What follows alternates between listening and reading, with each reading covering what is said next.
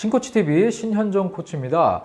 전공을 알고 대학을 갈 때 참고해보자, 이런 영상을 좀 올려드리겠다 지난 방송에서 제가 이야기를 좀 드렸었습니다. 제가 11년 동안 대학생들과 만나면서 진로, 취업 이런 부분을 코칭, 멘토링, 컨설팅을 하면서 느낀 것 중에 하나가 전공을 잘 알고 대학에 진학한 학생들이 별로 없구나, 이 부분을 좀 알았어요. 그래서 제가 고등학교에 가서 강의할 때도 전공 관련된 부분 어떻게 선택하는지 이걸 특강으로 많이 다룬다 지난 시간에 이야기를 드렸었죠. 오늘 제가 첫 번째 전공으로 좀 다뤄볼 부분은요, 여러분들 입시를 통해서 대학을 선택할 때 어문 계열을 한 번쯤 좀 생각을 해볼 거예요. 어문 계열 같은 경우는 일단은 진입 장벽도 크게 높지 않고요, 일단은 외국어를 조금 할 줄 알면은 나중에 취업을 할 때 좀 도움이 되지 않을까, 이런 막연한 생각. 그리고 어문 계열로 들어가서 뭐 성적을 한 3% 이내에 들면 교직 과정을 이수해서 선생님이 될 수도 있다고 하던데, 이런 것들의 글을 보면서 전공을 선택하는 경우가 있어요. 특히 대학에서 전공 안내를 하는 학교 요람 이런 쪽에 좀 페이지들을 보면은요, 해외에 나갈 수 있고 해외의 유명 기업, 그리고 대기업, 글로벌 컴퍼니, 그리고 국제 외교 기구 이런 데 취업할 수 있다, 이런 식으로 나와 있는데 그거 믿으시는 분은 아무도 없으시겠죠. 그래서 이 어문 계열 어떻게 우리가 좀 이 전공을 바라봐야 되는지 제가 좀 설명을 드리려고 오늘 영상을 준비해 봤습니다. 일단 어문 계열에는요, 크게 두 종류로 나눠볼 수가 있어요.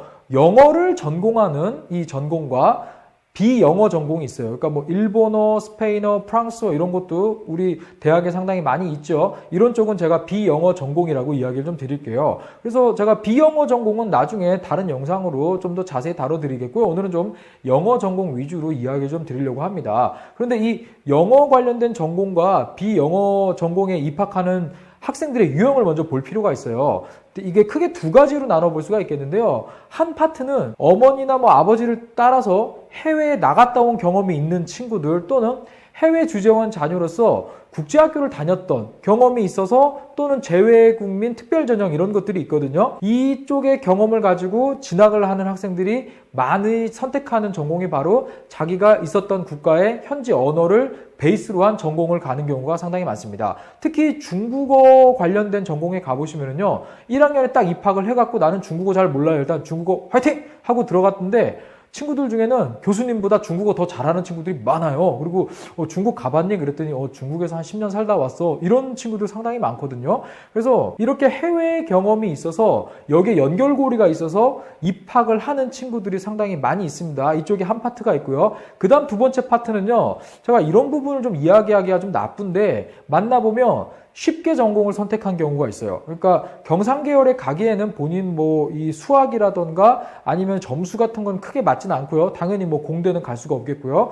그 중에서 제가 방송 처음에 얘기 드렸듯이 일단 뭐 외국어 하나 하면 되는 거 아니야? 라고 쉽게 결정하고 들어오는 이 부류, 이게 딱 크게 두 부류로 나눠볼 수가 있어요. 그런데 이 두 부류로 딱 나눠봤을 때 취업을 할 때 고민하는 부분은 또 사실 똑같아지거든요. 그래서 어문 계열 전공하는 친구들은 보통 개인차들이 많이 있다는 거를 제가 옆에서 좀 볼 수가 있었습니다. 특히 최근에 어문 계열을 전공하는 게 문제가 있다. 왜냐하면 이제 AI가 등장했기 때문에 뭐 다 필요 없지 않느냐, 이렇게 이야기하는 경우가 있는데, 일단은 물론 번역기가 어느 정도까지 우리 생활에 영향을 줄지는 잘 모르겠는데, 기본적으로 얘가 번역하는 이 수준이 아직은 완벽하게 번역을 하거나 현지인과 100% 소통할 수 있는 정도 수준은 아닙니다. 그리고 이 언어란 게 언어만 가지고 이 소통할 수 있는 건 아니에요. 이 문화적인 배경이라던가 이문화 이해, 이게 기본적으로 바탕이 되어야 해당 언어를 완벽하게 이해할 수 있다, 이렇게 얘기를 드리거든요. 그래서 AI 번역기가 등장했다고 해서 어문 계열의 미래를 나쁘게 볼 필요는 절대로 없습니다. 그런데 학생들이 잘 모르는 것 중에 하나가, 영어 영문과를 갔다 그러면 영어를 배우는 줄 아는데 이거는 전공마다 특성이 좀 달라요. 일단 어문 계열 같은 경우는 지역학 또는 문학이 50% 이상인 경우가 많고요. 또 교수님들이 문학을 위주로 공부를 하신 분들이 많다면 그 전공에 가셨을 때 영어를 잘할 수 있게끔 그러니까 링귀스틱을 배울 경우는 거의 없어요. 그러니까 링귀스틱을 배운다기보다는 리터리처, 그러니까 문학 쪽으로 배울 경우가 상당히 많거든요. 그래서 교수님들 성향을 잘 보시면은요, 영어를 진짜로 좀 배우는데 초점이 맞춰져 있는지, 지역학, 문학을 기반으로 영문학을 배우는지, 또는 해당 지역 문학을 배우는지 나눠서 여러분들이 생각을 좀 해볼 필요가 있습니다. 그래서 보통 전공을 한 학생들을 만나보면은요, 어떤 친구는 현지 언어라던가 특히 뭐 영어 같은 경우는 매우 잘하는 친구들이 있는 반면에 보통 일반적인 토익 점수에 그냥 의사소통이 어느 정도 되는 정도 수준, 이 정도의 딱 이 어학 실력으로 졸업하는 친구들도 상당히 많습니다. 그래서 어학 실력은 대학 4년 동안 순수하게 개인 노력이지 학교에서 공부를 통해서 배운다, 이거를 향상시킨다, 이 부분은 확실히 아닙니다. 그래서 내가 해당 전공을 갔을 때 그 언어를 어느 정도는 잘할 수 있고 마스터할 수 있다, 이런 생각은 처음부터 버리고 들어가는 게 좋습니다. 그래서 한 가지 언어만 마스터해도요, 사실 먹고 사는데 지장이 없다? 그 말은 저는 절반은 동의를 합니다. 그런데 이것도 상당히 개인 노력인 부분이고요. 특히 우리나라에서는 토익 성적을 매우 높게 쳐주잖아요. 그런데 이공계 학생들도 최근에는 토익 성적이 많이 올라오고 있고요. 경상 계열에서 특히 은행권을 준비하는 대학생들 같은 경우는요, 웬만하면 토익 거의 만점 수준이 많거든요. 그러다 보니까 어학 실력을 통해서 내가 여기 전공을 해서 상당히 괜찮다라는 걸 알리기가 어려운 부분도 있다라는 걸 우리가 한번 참고해 볼 필요가 있습니다. 이쪽 어문 계열 전공하면 특히 영문학 쪽 전공은 뭐가 있지? 이렇게 생각을 해봤을 때 아마 해외 법인에 갈 수 있을 것이다. 또는 해외 주재원 파견이 가능하다. 외국계 기업으로 취업할 수 있다. 이런 종류의 답변을 달아준 거를 제가 상당히 많이 봤거든요. 그런데 죄송하게도요, 이거는 4년제 최상위권 대학의 어문 계열을 전공했을 때의 얘기예요. 왜냐하면 다 대기업이고 어려운 곳이잖아요. 그래서 여기에 들어가려면요, 엄청난 스펙이 사실은 좀 필요합니다. 본인의 노력도 좀 있어야 되고요. 그래서 이 부분을 좀 접고 생각을 하자고 얘기를 드리고 싶고요. 사실 대부분 만나보면은요, 이중 전공을 통한 취업을 생각하는 경우가 많이 있어요. 그러니까 이중 전공, 복수 전공, 뭐 연계 전공 이런 부분까지 포함이 되는데, 언어학, 그러니까 언어와 관련된 어문 계열 전공 하나만 가지고는 취업하기 어렵다라는 걸 어느 순간 알게 됩니다. 그래서 보통은 어느 쪽 전공을 하지? 라고 봤을 때 다른 언어를 전공하는, 뭐 우리 소위 얘기하는 병크를 저지르는 친구들도 있는데, 실제로 취업을 많이 하려는 친구들은 경상 계열의 그 이중 전공이나 복수 전공을 선택을 많이 합니다. 그리고 일부 대학에는요,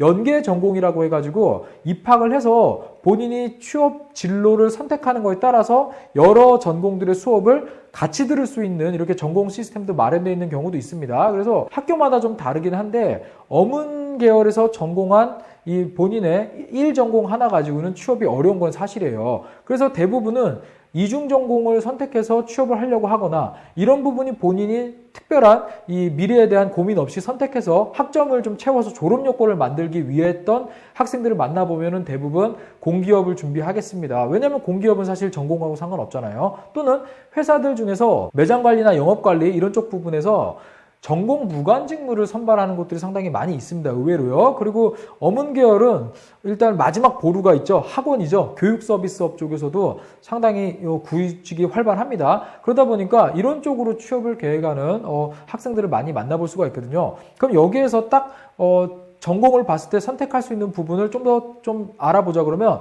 일단은 만약에 우리가 영문학과를 얘기를 들어볼게요. 그러면 일단은 기본적인 영어 실력은 당연히 돼야 되는 겁니다. 그러니까 영문과를 나왔는데 영어 실력이 좋지 않아? 그럼 당연히 이상하게 보겠죠. 그래서 이 부분을 좀 생각을 해볼 필요가 있어요. 제가 많이 이야기 드리는 것 중에 대학생들 중에 어학연수를 막 오랫동안 다녀온 대학생들이 있거든요. 물어봐요. 어학연수 오래 갔다 왔는데 이 언어 실력이 어느 정도 됩니까? 그러면 잘 못한다고, 뭐 의사소통할 수 있는 수준입니다. 이렇게 하는 학생들이 있는데, 이러면 그냥 그 시간 동안 잘 놀다 왔다 이렇게밖에 볼 수가 없겠죠. 그래서 기본적인 영어 실력은 아까 제가 개인의 노력이라고 했잖아요. 이걸 4년 동안 쌓으면서 직무를 좀 일찍 선택하는 게 필요하다고 이야기를 드리겠습니다. 특히 어문 계열 같은 경우는 자신의 전공 하나만 가지고 살려서 취업하는 게 어렵기 때문에 직무를 상당히 일찍 선택을 하는 경우가 많아요. 예를 들어서 2학년 때부터 화장품과 관련된 쪽에 산업 직무를 계속적으로 본인이 연구하고 공부하고 관련된 회사에서 인턴도 해보고 아르바이트도 해보는 거예요. 이런 식으로 좀 스펙을 쌓아가지고, 물론 영문학을 전공을 했지만 화장품과 관련된 본인의 경험이 많이 있는 거예요. 그러면 취업을 할 때 회사들 중에서 산업 직무 중에 화장품 관련된 회사들이 상당히 많이 있잖아요. 그럼 이쪽으로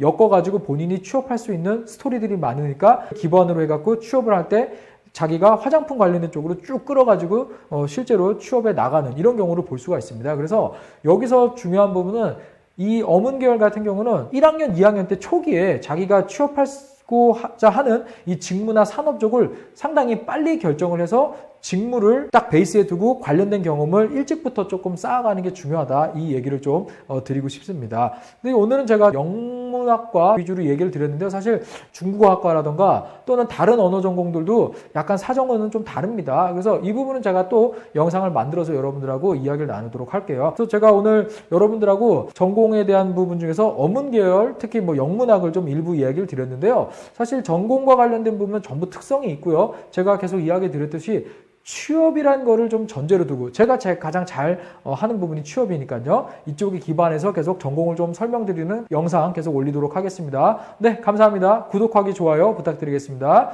예, 신현종 코치였습니다.